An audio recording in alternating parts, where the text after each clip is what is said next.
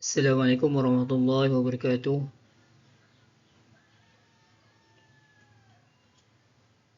Gimana kabarnya anak-anakku sekalian? Sehat enggak? Nah, sekarang Pak Guru akan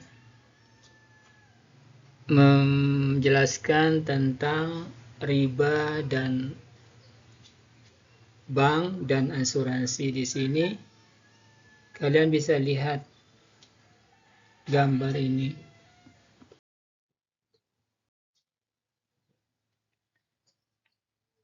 Kita akan membicarakan tentang riba. Riba di sini memiliki pengertian. Riba berasal dari bahasa Arab yang memiliki arti tambahan atau ziyad. Berarti tambahan membayar atas uang pokok pinjaman, sementara menurut istilah riba adalah pengembalian tambahan baik dalam transaksi jual beli maupun pinjam meminjam secara batin atau bertentangan dengan prinsip muamalah dalam Islam. Dasar hukum riba di sini ada dalam Al-Quran. Dasar hukum melakukan riba adalah hukumnya haram menurut Al-Quran, sunnah, dan ijma ulama. Keharaman riba terkait dengan sistem bunga dalam jual beli yang bersifat komersial di dalam melakukan transaksi atau jual beli. Terdapat keuntungan atau bunga tinggi melebihi keumuman atau batas kewajaran sehingga merugikan pihak-pihak tertentu, sehingga identik dengan nuansa sebuah transaksi pemerasan. Sebagaimana dijelaskan dalam Al-Quran yang artinya orang-orang yang memakan riba tidak dapat berdiri melainkan seperti berdirinya orang-orang yang memasukkan setan karena gila. Yang demikian itu karena mereka berkata bahwa jual beli sama dengan riba. Padahal Allah Subhanahu wa taala telah menghalalkan jual beli dan mengharamkan riba. Barang siapa mendapatkan peringatan dari Tuhannya lalu dia berhenti, maka apa yang telah diperolehnya dahulu menjadi miliknya dan urusannya terserah kepada Allah. Barang siapa yang mengulangi, maka mereka itu penghuni neraka. Mereka kekal di dalamnya. Quran Surah Al-Baqarah ayat 275. Macam-macam riba. Para ulama fikih membagi riba menjadi 4 macam. Yang pertama, riba fadli. Riba fadli adalah tukar-menukar atau jual beli antara dua buah barang yang sama jenisnya namun tidak sama ukurannya yang disyariatkan oleh orang yang menukarnya, atau jual beli yang mengandung unsur riba pada barang yang sejenisnya dengan adanya tambahan pada salah satu benda tersebut. Sebagai contoh adalah tukar-menukar emas dengan emas atau beras dengan beras, dan ada kelebihan yang disyariatkan oleh orang yang menukarkan. Kelebihan yang disyariatkan itu disebut riba fadli.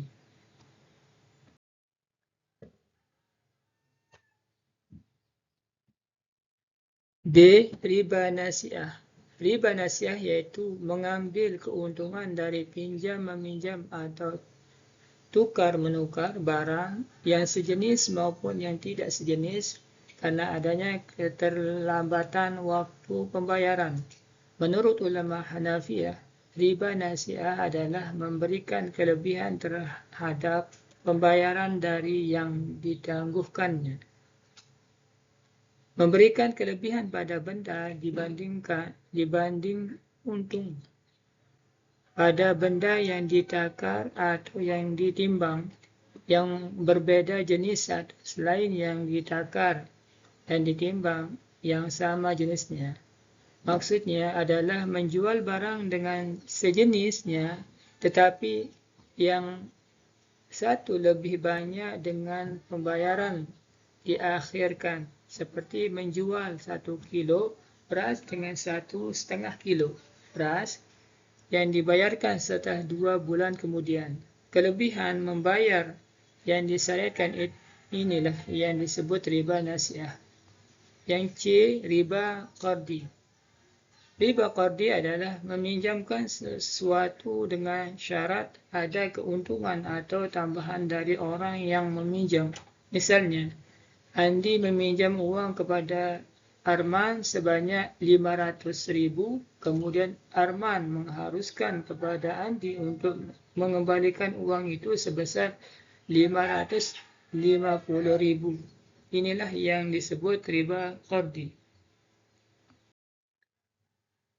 Yang D, riba yad, yaitu pengambilan keuntungan dari proses penjual beli di mana sebelum terjadinya serah terima barang antara penjual dan pembeli sudah berpisah. Contohnya, orang yang membeli suatu barang sebelum ia menerima barang tersebut dari penjual dan pembeli tersebut telah berpisah sebelum serah terima barang itu.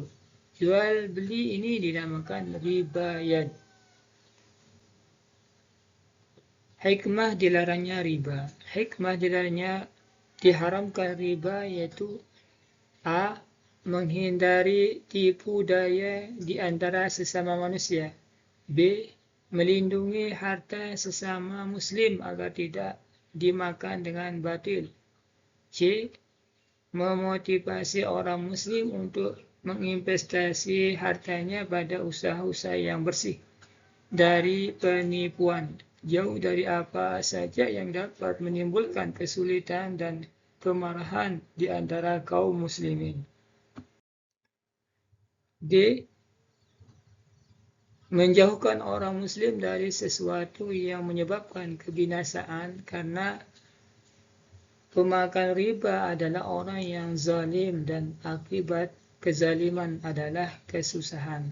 E, membuka pintu-pintu kebaikan di depan orang muslim agar ia mencari bekal untuk akhirat.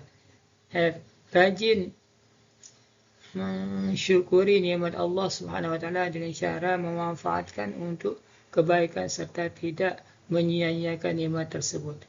G, melakukan praktik jual beli dan utang piutang secara baik menurut Islam. Nah, sekarang bank.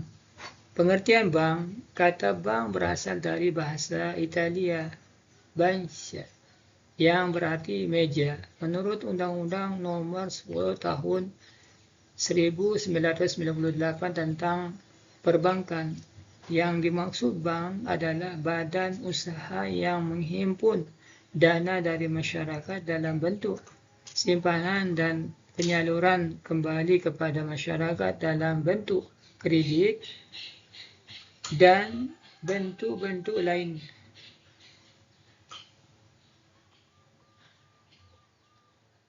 Dalam rangka meningkatkan taraf hidup rakyat banyak, fungsi bank adalah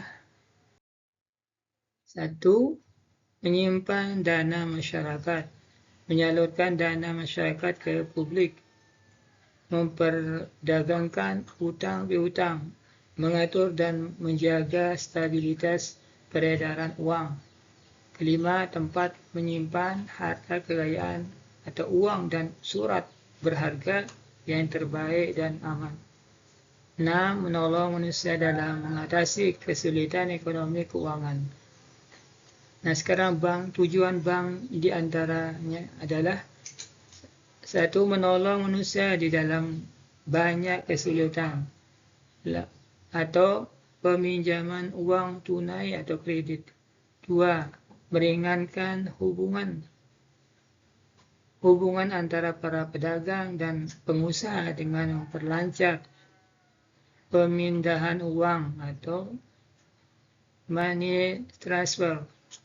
3. Bagi hartawan adalah untuk menjaga keamanan dan memberi perlindungan dari penjahat dan pencuri dengan menyimpan di tempat yang aman.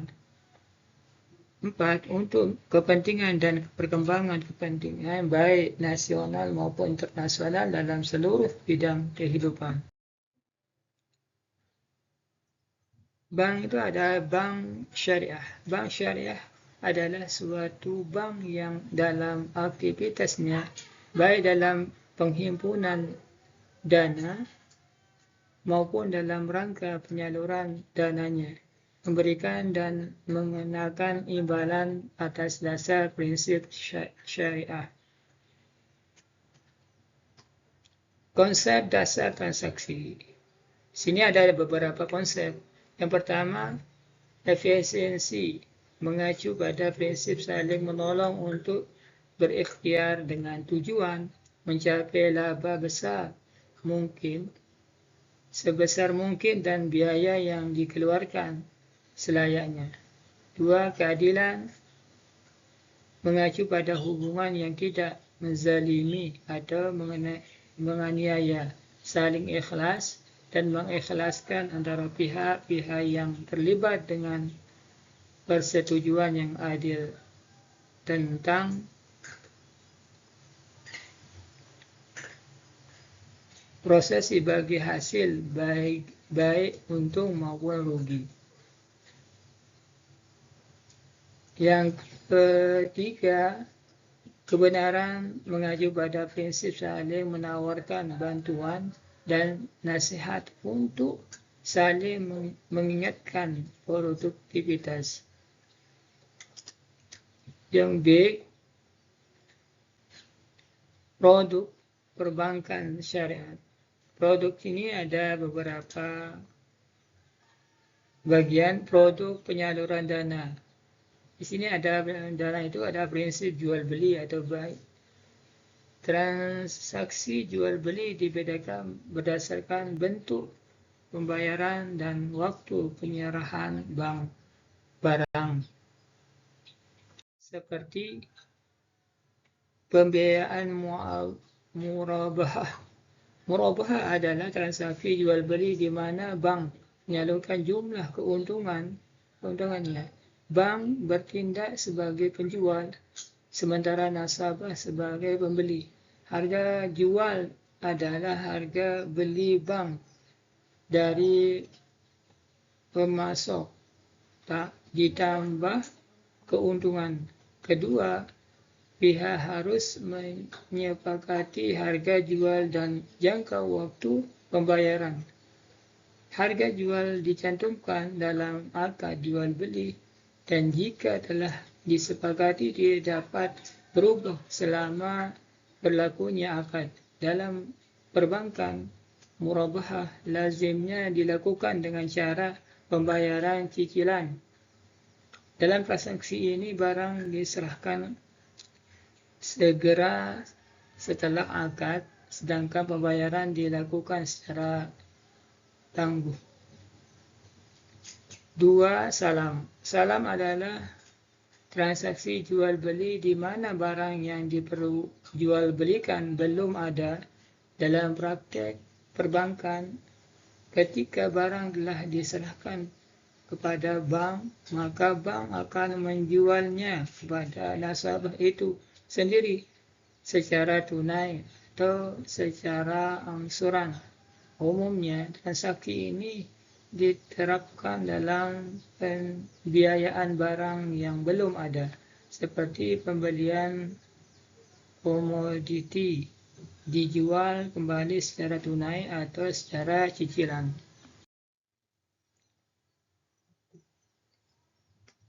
Istihsan.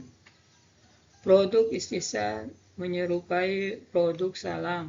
Namun dalam istihsan pembayarannya dapat dilakukan oleh bank dalam beberapa kali terima pembayaran. Istihsan dalam bank syariah umumnya diaplikasikan pada pembiayaan manufaktur dan konstruksi. Ketentuan umum istihsan Istisna sebagai berikut. Prinsip sewa atau ijarah. Transaksi ijarah dilandasi adanya perpindahan manfaat. Jadi pada dasarnya prinsip ijarah sama saja dengan prinsip jual beli. Namun perbedaannya terletak pada objek transaksi. Bila pada penjual beli objek transaksinya adalah barang, maka pada ijarah objek transaksinya adalah jasa. Pada akhir masa sewa, bank dapat saja menjual barang dengan disewakan kepada nasabah. Karena itu dalam perbankan syariah dikenal dengan ijarah muntahiyah, tamil sewa yang diikuti dengan perpindahan kepemilikan. Harga sewa dan harga jual disepakati pada awal perjanjian. Prinsip bagi hasil atau syirkah. Produk pembiayaan syariah yang didasarkan pada prinsip bagi hasil adalah yang pertama, syarakah. Syarakah adalah semua bentuk usaha yang dilibatkan dua pihak atau lebih, di mana secara bersama-sama memandukan seluruh bentuk sumber daya baik yang berwujud maupun tidak berwujud. Bentuk kontribusi dari pihak yang bekerja sama dapat berupa dana, barang perdagangan atau trading set, kewirausahaan, keahlian atau skill, kepemilikan, peralatan atau intelektual seperti hak, paten atau goodwill.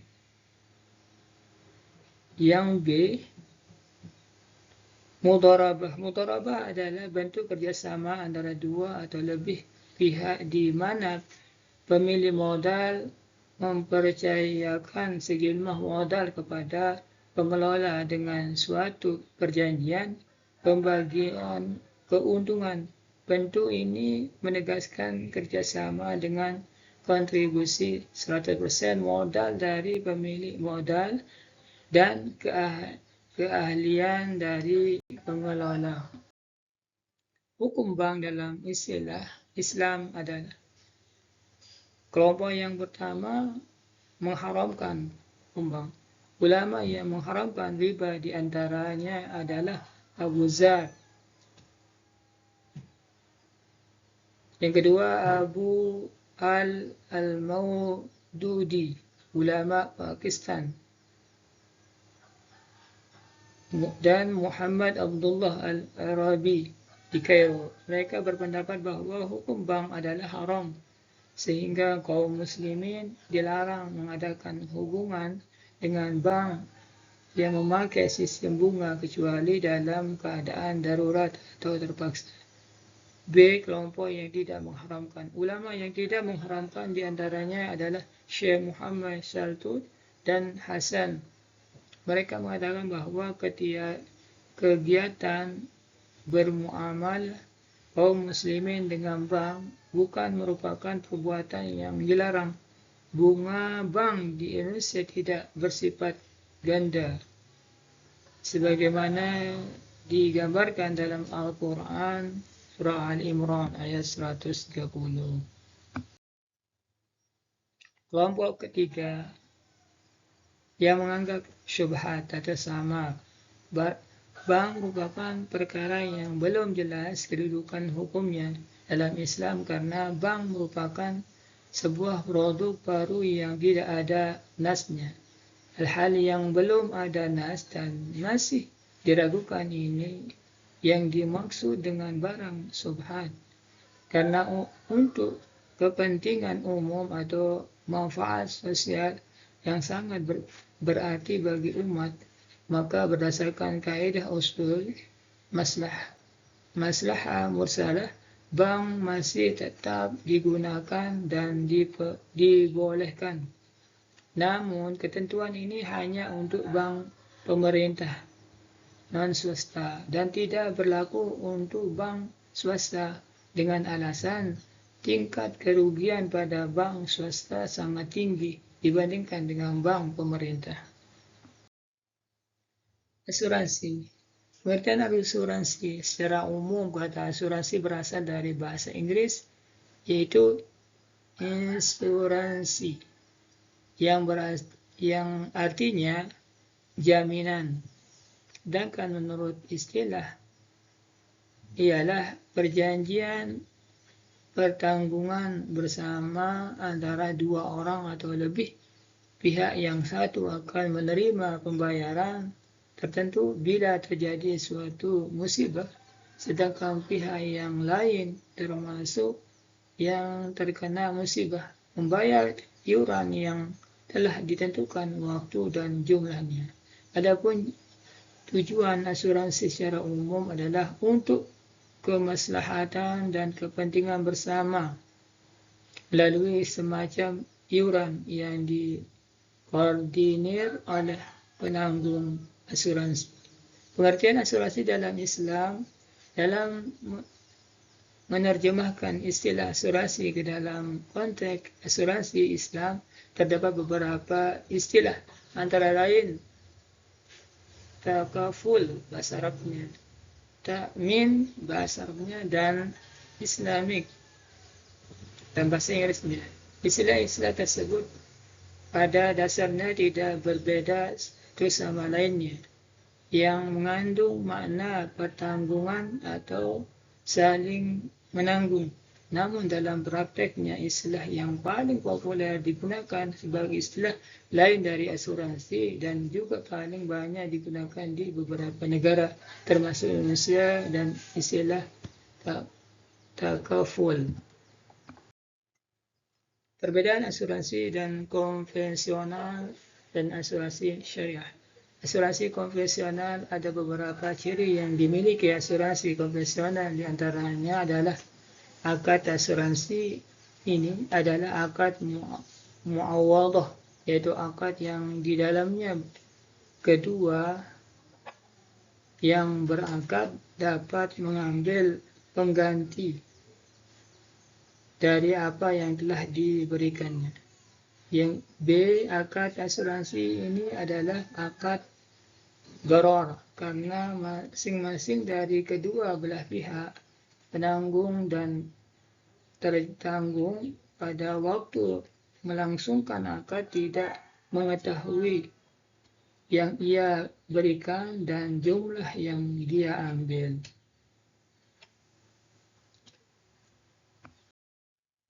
Asuransi syariah.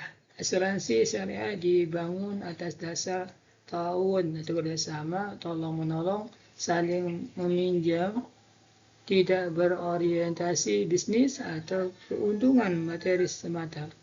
B. Asuransi syariat tidak bersifat muawadah tetapi tabarrud atau mudharabah. Sekian, cuma ini yang bisa saya sampaikan. Wabillahi taufiq wal hidayah. Wassalamualaikum warahmatullahi wabarakatuh.